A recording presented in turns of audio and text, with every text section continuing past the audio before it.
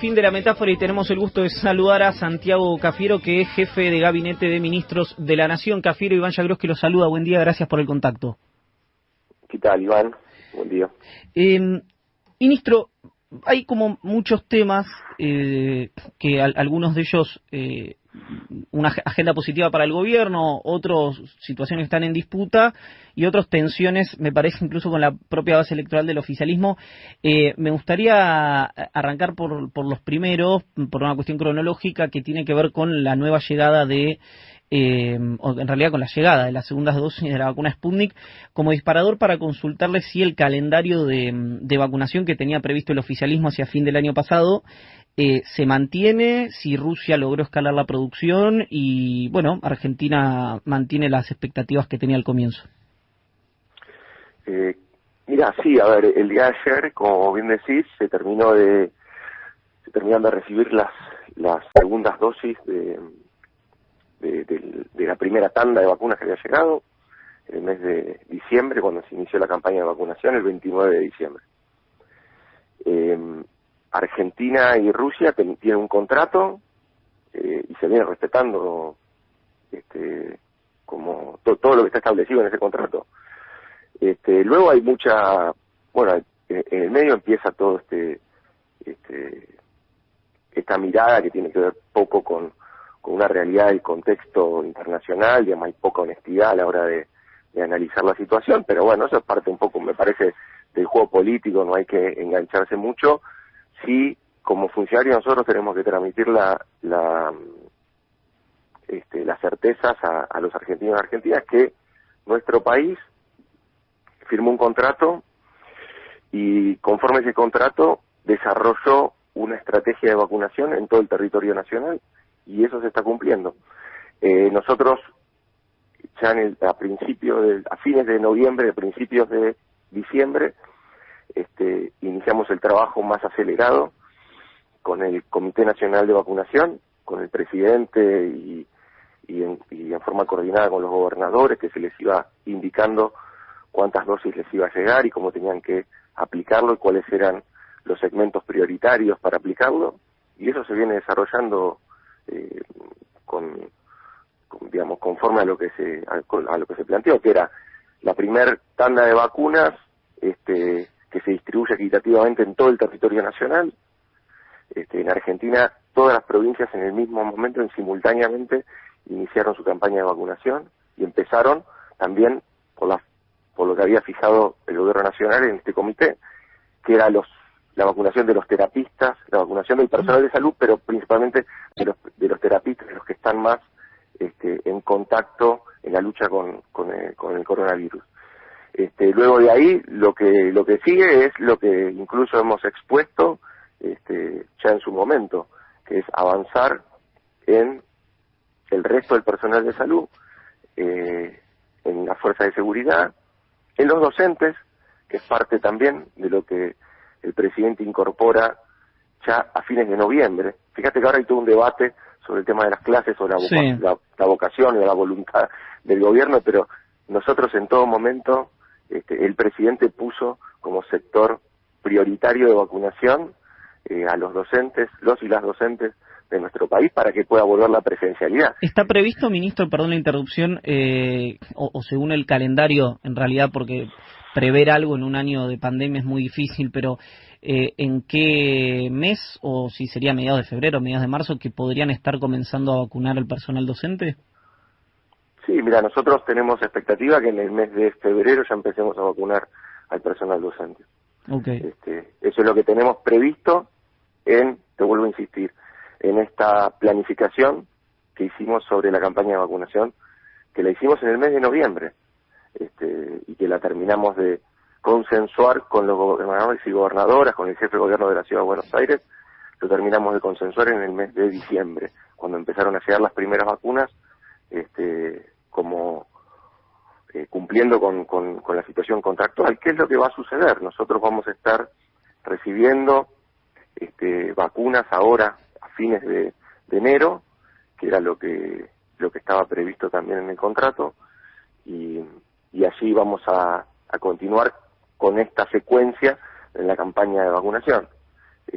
y vamos a seguir, bueno, luego también, aparte, mejor dicho, del personal o de los trabajadores y trabajadoras docentes, lo que vamos a hacer es también vacunar a quienes tienen enfermedades preexistentes, es decir, argentinas que tengan cierto riesgo, también son parte del segmento prioritario que se trazó hasta el mes de marzo, bueno, hasta finalizar marzo, digamos. Claro, cuando entiendo que a fines de marzo, principios de abril, según el cronograma, estarían llegando las vacunas de AstraZeneca y Oxford, digamos, después del envasamiento en México.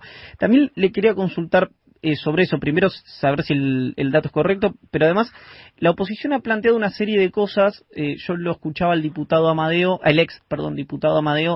decir que Argentina no quería hacer acuerdos con potencias como Estados Unidos o como Inglaterra por las vacunas, por una cuestión ideológica.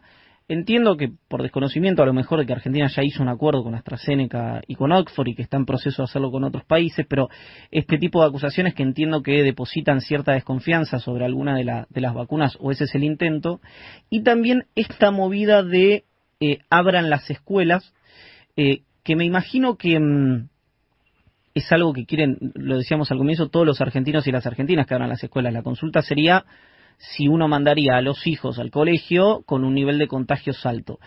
¿Esto se debate o se conversa con la Ciudad Autónoma de Buenos Aires, que por ejemplo ya le puso fecha al inicio de las clases? ¿Ayuda, complica el ponerle una fecha determinada? ¿Cómo viene eso?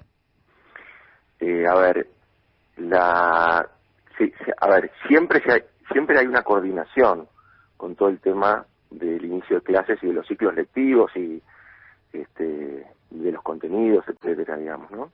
Que es el Consejo Federal de Educación. El Consejo Federal de Educación es un órgano que hace muchísimos años que existe, donde participan todos los ministros, ministras de las distintas jurisdicciones en todo el país. Es un órgano federal que va determinando ciertas cuestiones. Allí, ya desde hace tiempo, independientemente de la cantidad de casos, ya cada provincia fue fijando su cronograma su cronograma de inicio de ciclo lectivo para el 2021, enfocándose en dos cosas. Lógicamente, lo que todos desean es lo que decías vos, que parecía, pero es una obviedad. Obviamente que todos quieren la presencialidad o la mayor presencialidad posible. Todos quieren el inicio de clases, pero también lo que se busca es la presencialidad posible, porque también tenemos que ser justos. El año pasado, en el ciclo lectivo, la particularidad del ciclo lectivo del 2020, que sí existió en nuestro país, sí hubo clases en nuestro país, hubo un gran esfuerzo de los trabajadores y trabajadoras de la comunidad docente, de los padres, de las madres, de los chicos, de los pibes, de las pibas, de acompañar en este momento tan complejo de la pandemia, y continuar con sus estudios con todas las dificultades que esto suponía, los modos remotos y adaptar sistemas. Nada reemplaza la presencialidad, eso es una obviedad también. Ahora, en esa adaptación hubo mucho trabajo y hubo una tarea también de este Consejo Federal de Educación. A partir de allí, lo que se fija para el 2021, o sea, para este año, es un inicio de ciclo lectivo, lo mismo. Y bueno, hay provincias y jurisdicciones que han fijado fechas, pero entre todos tenemos que tratar de que esas fechas se puedan cumplir con presencialidad, fundamentalmente. Digo, más allá del inicio del ciclo lectivo, que el desafío va a ser la mayor presencialidad posible. Y eso no se hace a partir de discursos o de búsquedas de efecto político con alguna declaración. Eso se hace a partir del trabajo. Y es lo que se viene haciendo. Y también es esto, el trabajo tiene que ir en las dos direcciones. Primero, tiene que ir a partir de fijar la educación como una prioridad, como lo hizo el presidente a la hora de de tomar la decisión de quiénes iban a ser los primeros en recibir la inmunización por la vacuna, y eso me parece que es central, es decir, que el presidente fijó ya en el mes de noviembre como sector prioritario a la educación, y por eso lo puso primero, entre los primeros a la hora de recibir la vacuna. Y lo segundo es que también tenemos que evitar que la curva de contagio se dispare. Son las dos cosas. Las dos cosas están atadas. Ahora, permítame, hay una consulta. ¿Cómo se combate una situación que puso en jaque a los estados más eficientes a nivel global, que esto al margen de quien administre coyunturalmente el Estado, no es el caso de la Argentina?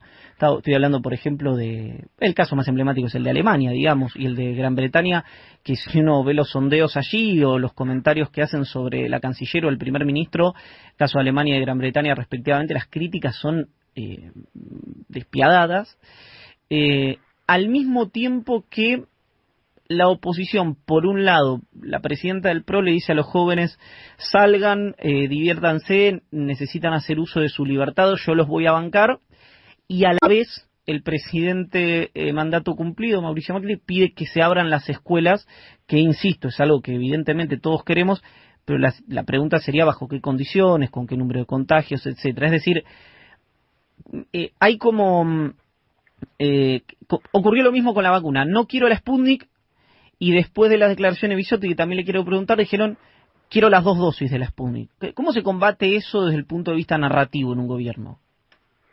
No, me parece que hay que, desde el punto de vista narrativo, tampoco me parece que nosotros tenemos que ponernos a contestar todo el tiempo una oposición que no ha aportado en el año quizás más difícil de la historia de nuestro país, no ha aportado una idea. La oposición lo único que ha hecho son comunicados que se contradicen unos con otros, porque también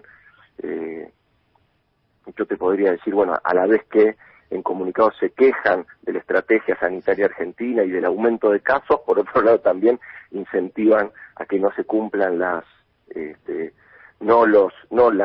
normas que fija el gobierno nacional, sino directamente a que se desoiga la ciencia, efectivamente se cuestiona básicamente preceptos científicos, solamente en pos de tratar de generar algún marco de zozobra, de enojar más a los enojados, de angustiar más a los que ya están angustiados, y de ese modo tratar de generar algún tipo de impacto político, pero es todo con vistas electorales. La oposición en ningún momento ha traído ningún tipo de propuesta en el año más difícil de nuestra historia, donde nosotros tuvimos que arrancamos de un punto de partida muy muy bajo. La Argentina estaba fundida, defolteada.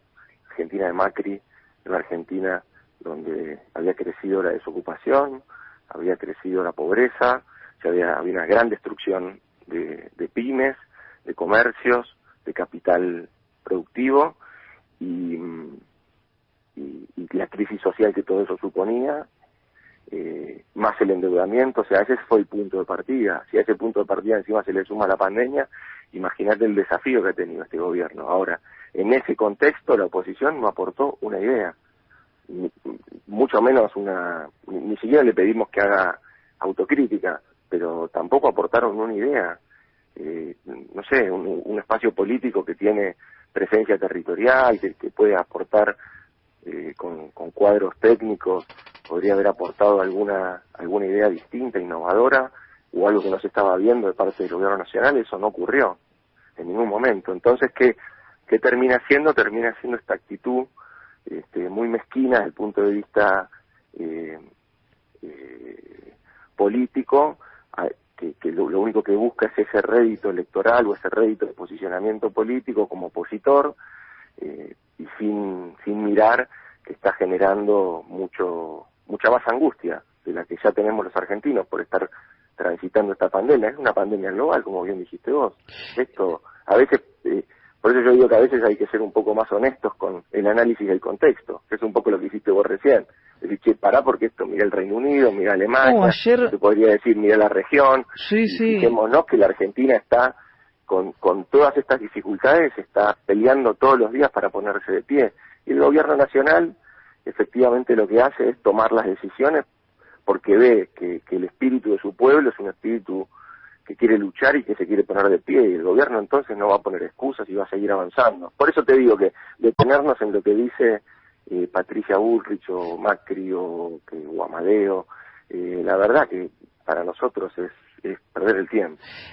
Ayer lo mencionaba justo porque tengo un querido amigo, es argentino, vive hace muchos años en Londres y es un destacado hombre de la comunicación allí, felizmente, y yo le preguntaba por la NHS, un sistema de salud del británico que es ejemplo a nivel global, un Boris Johnson que modificó dos cuestiones sustanciales en cuanto a la gestión de la pandemia. La primera, había apostado a la inmunidad de rebaño y después vio que eso no funcionaba.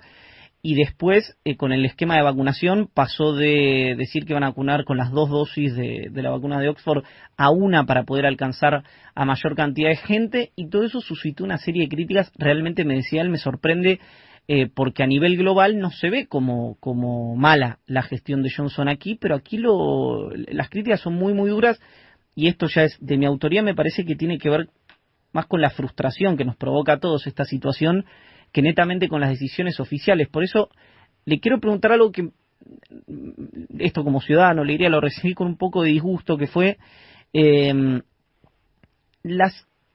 la mala interpretación que se le dio. Mi sensación es que incluso fue puertas adentro del gobierno, y la información que tengo es que fue dinamizado por un sector del gobierno, a las declaraciones de la secretaria de Acceso a la Salud, Bisotti, que en el reportaje con Página 12 dice algo absolutamente razonable. No, en ningún momento plantea lo de no poner las 2 dosis, sino de diferirlas. Es algo que se está estudiando a nivel global. Bueno, y después ocurrió lo que ya se sabe. ¿Cómo está la situación de la funcionaria? Que por lo menos, se lo digo, ministro, junto con, si quiere, con Quiroz, con Crepla, han sido a mí los que más tranquilidad me han dado cuando comunicaban. Mira, eso ya quedó aclarado. A ver, en su momento a Bisotti le estaban consultando sobre un debate global con respecto a cómo se vienen dando las estrategias de inmunización, básicamente. Y ella hizo un comentario en ese sentido, en esa línea, porque es alguien que está permanentemente en contacto y estudiando cómo otros países están lidiando con la pandemia. Entonces, era parte de un debate que se estaba dando y ella opinó sobre parte de ese debate. Ahora, en ese sentido, fueron muy voraces con Carla, porque la verdad es que esta política de la edición, entonces le editaron solamente esa parte, quedó como que era una estrategia que se estaba llevando adelante de parte del gobierno cuando ella no había dicho eso, y efectivamente hubo todo un malentendido que ella inmediatamente después aclaró, pero bueno, es parte también de todo, de un tema que también tiraste vos antes, que es, hay una voluntad y una vocación permanente de mostrar o exhibir un hipotético fracaso de la estrategia nacional con esto. Entonces, cada cosa que pueden sumar en esa línea lo tratan de hacer. ¿Pero está conforme el presidente con la tarea de la viceministra? Le pregunto porque también en los medios salieron rumores sobre eso. Es una funcionaria clave. Carla Bisotti es una funcionaria clave en este gobierno y el presidente está muy conforme con la tarea que viene llevando adelante. Y vuelvo a insistir, sí, fue una lástima que le hayan tergiversado sus dichos y que le hayan puesto en esa situación, porque efectivamente todo el Ministerio de Salud y todos los que tienen que hablar con respecto a la estrategia de inmunización no necesitan meterse en el barro de la discusión política, claro, y eso es lo que sucedió. Claro. Las metieron en el barro de la discusión política cuando en realidad tendría que haber un cierto fair play donde la política, la discusión electoral o política no se meta con la salud de los argentinos. Pero bueno, hay parte de la oposición que así no lo entiende y hay parte también de los medios que juegan ese rol de tratar de apuntalar este tipo de cuestiones y golpear tanto a la estrategia de inmunización de la Argentina como golpear en su momento a la estrategia de restricción de circulación de nuestro país, y lo vienen haciendo desde hace mucho tiempo, ¿no? Ministro... Al principio no se animaban tanto y ahora ya están más desbocados y dicen ya cualquier cosa. Aún se desdicen entre cosas que planteaban meses atrás. Me quedan menos de 5 minutos, pero hay un tema también que, bueno, una cuestión de causa-consecuencia, pero que es la situación económica. Y ha habido aumento de combustibles, ahí hay una discusión sobre el poder de compra de los jubilados y de las jubiladas, digo, cómo se cuenta, con bono, sin bono. Es cierto que Argentina también ha tenido una buena política en tanto al salario registrado, pero sabemos también que hay mucha gente de salario informal o con condiciones deterioradas de contratación laboral, en fin. Ya vimos que el año pasado fue un año muy difícil para el mundo y para Argentina en particular, que ya venía una situación compleja. ¿Qué ve el gobierno y cómo está mirando el tema de los aumentos? Que, insisto, los combustibles en general son un dinamizador de esos aumentos para este año en la recomposición salarial o del poder de compra de la ciudadanía. A ver, mira, nosotros venimos trabajando ya desde el año pasado con la tarea, con la pandemia en el medio fue muy difícil, pero nuestra tarea, y lo ha dicho el presidente permanentemente, es recomponer ese poder de compra de los salarios y de los saberes de los argentinos. ¿Por qué? Porque tenemos una concepción fundamental y fundante, te diría, que tiene que ver con que la Argentina, para que su economía se desarrolle, la Argentina es un país que consume el 70% de lo que produce, es decir, o te lo doy vuelta, el 70% de lo que produce se consume en Argentina, con lo cual si nosotros queremos recuperar a la economía, para que esa recuperación económica genere más empleo y para que ese empleo empiece a reducir la pobreza, necesitamos recuperar el poder de compra del mercado interno, te lo diría en términos general, ¿no?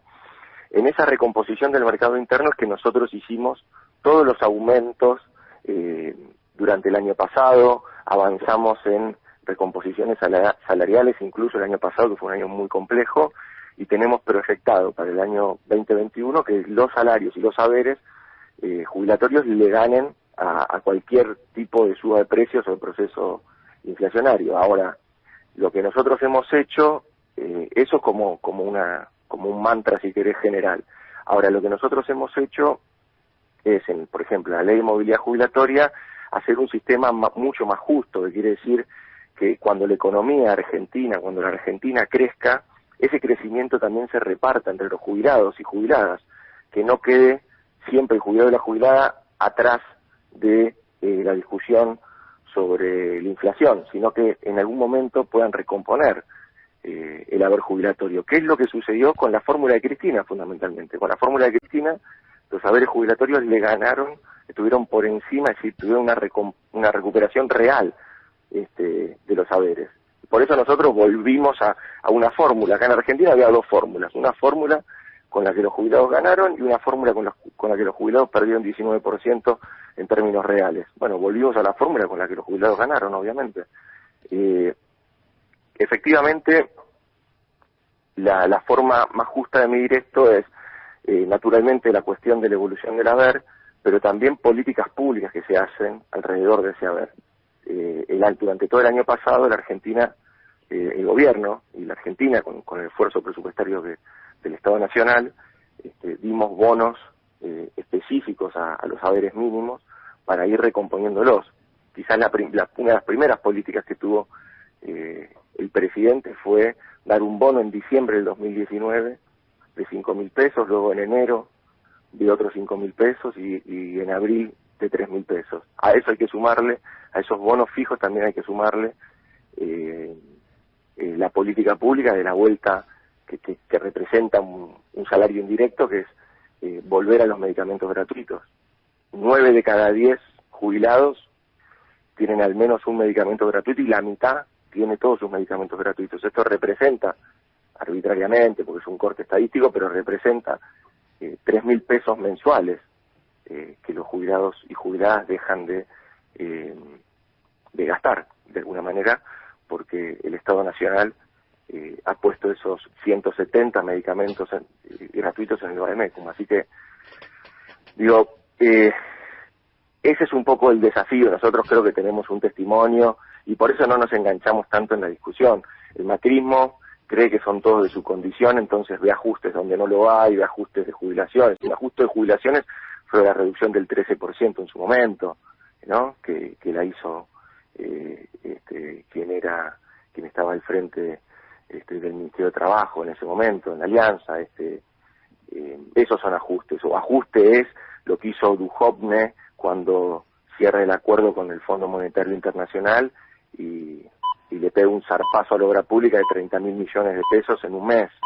Esos son ajustes. Nosotros tenemos un presupuesto que aumenta en términos reales 8%, y ese aumento se distribuye entre todas las carteras y fundamentalmente entre las carteras que tienen que hacer la inversión pública para apalancar este modelo de desarrollo, que son principalmente la obra pública. Por eso tenemos 767 obras públicas en todo el territorio nacional que ya están activadas y que ya están funcionando, donde hay argentinos que ya están trabajando. Así que efectivamente tenemos, 4 meses, estos últimos 4 meses con números bastante positivos, pero hay que ser muy cuidadoso y hay que seguir trabajando todos los días.